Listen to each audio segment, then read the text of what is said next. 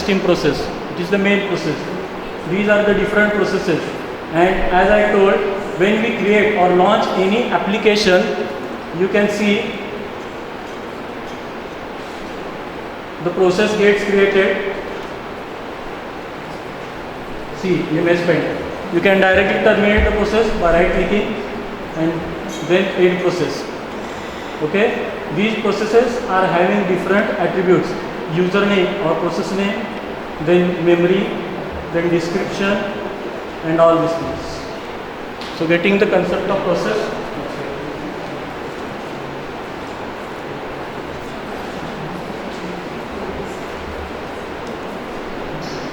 Next slide.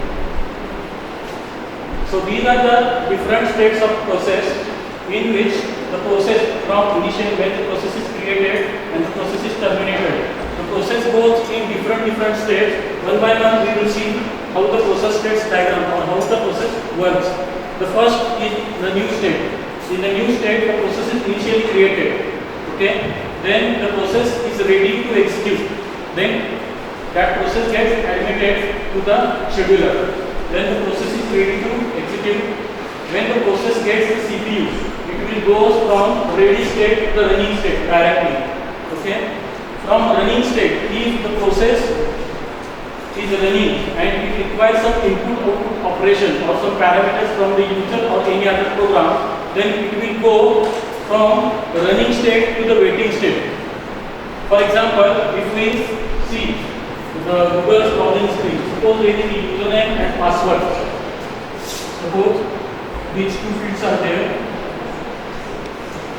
Here is the username and second one is the password, and login button is there. Suppose you fill something ABC and password you enter. Unless and until you press the login button, the process will wait for clicking the login button.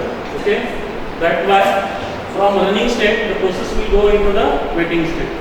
After waiting state, when the process gets input from any event or any program, it will go to the ready state. From that ready state, then again it will go to the running state. After its execution or completion of execution, the process will terminate directly or it will get into the terminated state. Getting the process state diagram.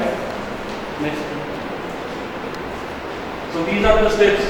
The process state diagram, process state description. Process is just created by using fork system call, which is available in the system.h header file in C language. You can create a new process. Okay. Then the ready state. The process is ready to begin its execution. Just I have explained. Please listen. So next part is the process control block. As I told, process control block is nothing but it is also called as a task control block. It is an operating system used by the operating system kernel, and these process control blocks contains different attributes or properties. First one is the process ID. As I have told you, when you create any process in an operating system, each and every process is assigned one unique ID. That is nothing but the process ID. Then second one is the state. As we have studied, process is new, ready, running, terminated or waiting state. These are the states. Then next one is the pointer. Pointer means the next instruction to be executed by the process is indicated in the pointer. The next one is the priority. What is priority? Suppose in operating system scheduling concept is there. Suppose too many processes are running concurrently and suddenly a higher order process comes. Then the scheduler or the operating system assigns the higher priority process to the execution and the running process will be suspended for some amount of time. That's why priority is implemented. The next one is the program counter. The program counter indicates which instruction is currently executing by the process. The next one is the CPU registers. CPU registers show the contents of process in which different data are loaded. Next one is the input output information.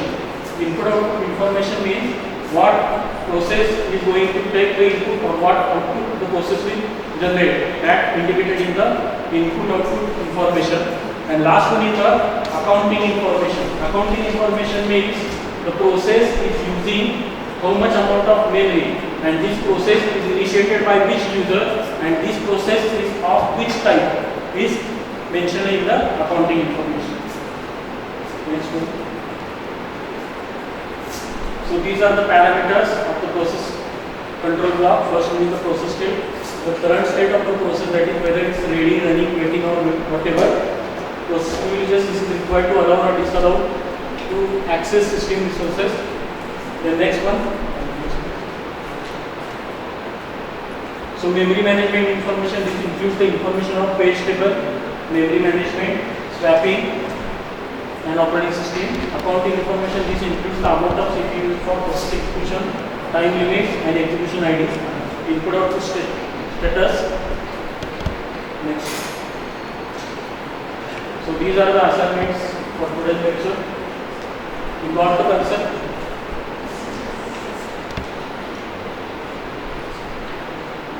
Okay. Then what is process ID? It's unique ID assigned to that process. It is unique ID assigned by the system. Code. Who is going to assign the ID? Operating system is going to assign the ID to the particular process. Then draw the process control block diagram and write the functions of each block. Next step. So these are the learning resources.